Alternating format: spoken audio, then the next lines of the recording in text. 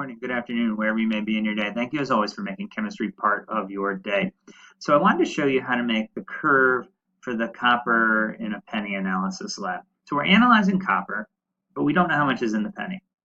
So this is a very standard technique where we will then have a series of solutions with copper in it, and we'll then measure some aspect of it. In this case, absorbance at 600 nanometers.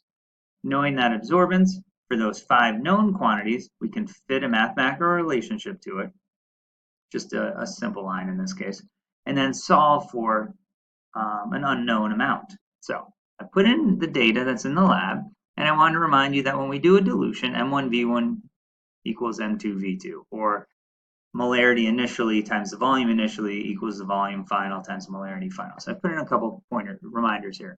Our final volume is 50. We took in each solution whatever is listed in column B. We're trying to solve for the final, and here's our initial. So how do we do that in Excel? Equal sign says math, so I want 0.05 times column B divided by 50 milliliters. Now, the trick, and I just want to show you a trick here. If you want to lock in a cell, put the dollar signs around it. So that's a constant. And I probably should have done the same thing here with the 50, but I typed it in. And then we can just cut and paste that. So bottom right, drag it down. And what did I do wrong?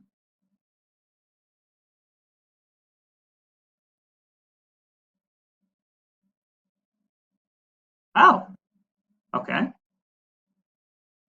This is why we always check our data to see if it makes sense. I froze the wrong cell. Let's try this again.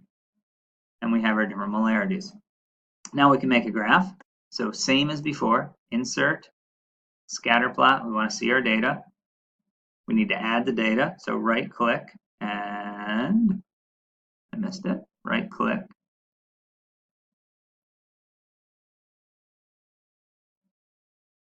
I'm not seeing select data here, but I am up here. So let's just do it this way. Select data, add a graph, choose our X data, which is what we controlled, the copper amount, our Y data, which is what we measured in lab, which is here.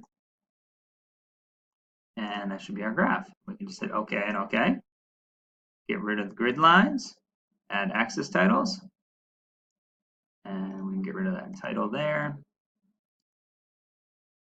So then will be the molarity of copper 2 ions. And this will be the absorbance at 600 nanometers. And let's just make this a little bit bigger so it's easier for you all to see. Likewise, we want to make the font size something readable.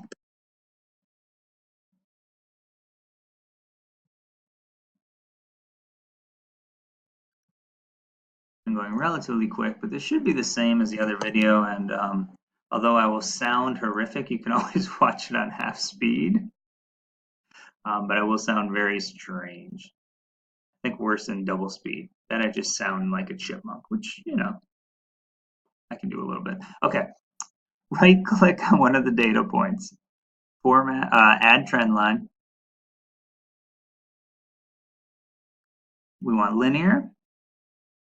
We want to display the equation on the chart. And I also want to see the R-squared value for this lab because the quality of that's going to tell me how well you made your solution. So in this lab, it's particularly important to me. Then we always want to forecast and backcast. So you can see here my unit is 0.002. So maybe I want to go backwards I don't know, 0015 sounds about right to me. And let's do the same on the other end. Let's see how that looks. Yeah, that looks pretty good. Go to the bucket, get rid of the dashes. No, that's the wrong one. Get a straight line, and we're in pretty good shape. Make this readable. And then as always, we didn't graph Y and X. I always like to actually put in what I have here. This makes it a lot easier when I go to do the math on the next step.